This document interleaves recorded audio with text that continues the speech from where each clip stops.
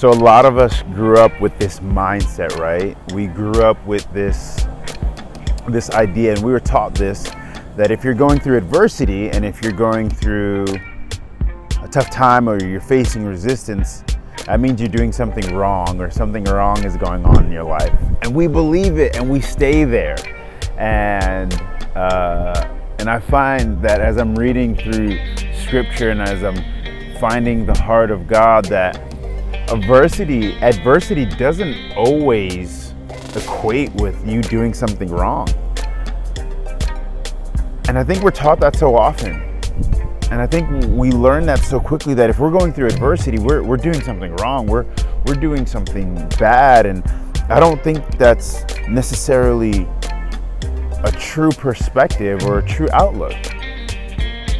I really do believe that adversity, when we view it in the right light, adversity means we're moving forward. Because let's be honest, if you have no adversity, are you really moving forward? Adversity only happens to people who are moving forward, who are doing something. Adversity doesn't happen to someone who's standing still or they're still in what they're doing. And so I was reading in John at the tail end of 16, and when Jesus is talking to his disciples, and he tells them, in this life, you will face many trials. In this life, you're going to face many trials and many sorrows. But take heart. I have overcome the world. He's telling them, in this life, you're going to face a lot of adversity. You're going to face a lot of trials, a lot of sorrows. But that doesn't mean you've done something wrong. That's just life. Adversity is natural. But he tells them, whenever you face adversity, don't be scared. Don't shy away from it. Because I'm not here to deliver you from adversity. I want to deliver you in adversity. I want to deliver you in the midst of it. And I think a lot of us as believers, we want to avoid adversity. We want to say, Jesus, deliver me from this trial and from this sorrow. And yet Jesus is saying, hey, that's life.